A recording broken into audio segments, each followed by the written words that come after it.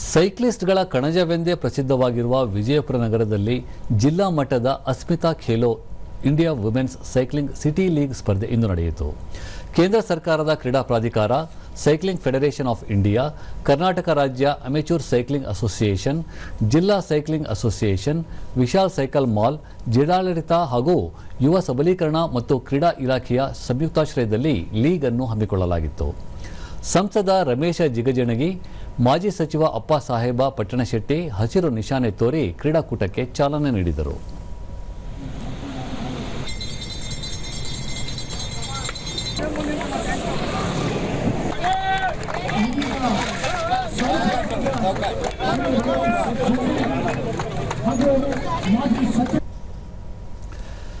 ದೂರದರ್ಶನದೊಂದಿಗೆ ಸಂಸದ ರಮೇಶ್ ಜಿಗಜಿಣಗಿ, ಪ್ರಧಾನಿ ನರೇಂದ್ರ ಮೋದಿ ಅವರ 12 ವರ್ಷಗಳ ಸಾಧನೆಗಳಲ್ಲಿ ಖೇಲೋ ಇಂಡಿಯಾ ಸಹ ಒಂದಾಗಿದೆ. ಕ್ರೀಡೆಗೂ ಮಹತ್ವ ನೀಡುವ ಉದ್ದೇಶದಿಂದ ಮಕ್ಕಳು ಹಾಗೂ ಯುವಕರಿಗೆ ಸೈಕ್ಲಿಂಗ್ ಕ್ರೀಡಾಕೂಟ ಆಯೋಜನೆ ಮಾಡಲಾಗಿದೆ ಎಂದು ಹೇಳಿದರು. ಸಾಧನೆಗಳೇನದವೋ ಅದರಲ್ಲಿ ಇದನ್ನು ಕೂಡ ಒಂದು ಗೆಳೆಯ ಮಕ್ಕಳಿಗೆ, ತರುಣರಿಗೆ ಇವೆಲ್ಲವೂ ಕೂಡ ಬಹಳ ಅತ್ಯವಶ್ಯ ಜೀವನದಲ್ಲಿ ಅದಾವ ಅಂತ ಅನ್ನತಕ್ಕಂಥ ಕಾರಣಕ್ಕಾಗಿ ಈ ಒಂದು ಸೈಕ್ಲಿಂಗು, ಕುಸ್ತಿ ಮತ್ತೊಂದು ಬೇರೆ ಬೇರೆ ಎಲ್ಲ ರೀತಿಯಿಂದ ತರುಣರಿಗೆ ಸಹಾಯ ಮಾಡತಕ್ಕಂಥ ಕೆಲಸ ಪ್ರಧಾನಮಂತ್ರಿಗಳು ಮಾಡಿದ್ದಾರೆ ಅಂತ ಹೇಳಿ ಸಂದರ್ಭದಲ್ಲಿ ಹೇಳಿ.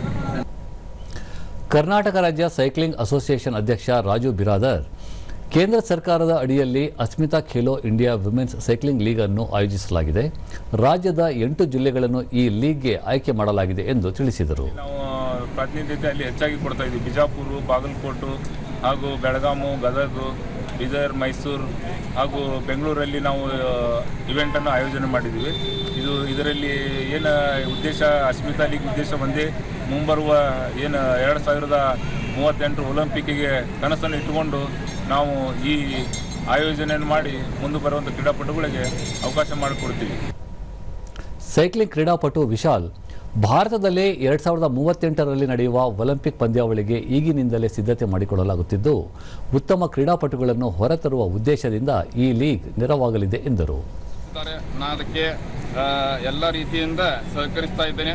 ಹಾಗೆ ಇವತ್ತು ಬಿಜಾಪುರದಲ್ಲಿ ಈ ಅಸ್ಮಿತಾ ಖೇಲೋ ಲೀಗ್ದಲ್ಲಿ ಏನು ಈ ಚಿಕ್ಕ ಮಕ್ಕಳು 16ರಿಂದ 20 ವಯಸ್ಸಿನ ಹುಡುಗಿಯರಿಗೆ ಬೇರೆ ಬೇರೆ ಸ್ಪರ್ಧೆಯಲ್ಲಿ ಭಾಗವಹಿಸ್ತಾ ಇದ್ದಾರೆ.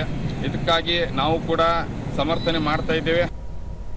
ಕ್ರೀಡಾಪಟು ಅಪೇಕ್ಷಾ, 2038ರ ಒಲಿಂಪಿಕ್ ಕ್ರೀಡಾಕೂಟದಲ್ಲಿ ಪದಕ ಗಳಿಸುವ ಉದ್ದೇಶದಿಂದ ಹಾಗೂ ವಿಶ್ವ ಬೈಸಿಕಲ್ ದಿನದ ಅಂಗವಾಗಿ ಕ್ರೀಡಾಕೂಟ ಆಯೋಜನೆ ಮಾಡಲಾಗಿದೆ.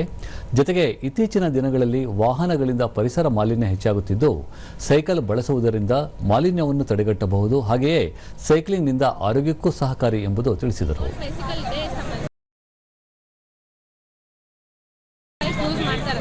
ಇದೆಲ್ಲ ಕಡಿಮೆ ಆಗಬೇಕಂತ ಇದೊಂದು ಸೈಕ್ಲಿಂಗ್ ಅಂತ ಇಟ್ಕೊಂಡಾರೆ. ಸೊ ಇದರಿಂದ ಎಲ್ಲರೂ ಜಾಸ್ತಿ ಜನರು ಸೈಕ್ಲಿಂಗ್ ಮಾಡಬೇಕು, ಎಲ್ಲರದ್ದು ಹೆಲ್ತ್ ಎಲ್ಲ ಚಲೋ ಇರಬೇಕಂತ ಈ ಥರ ಮಾಡಿದ್ದಾರೆ.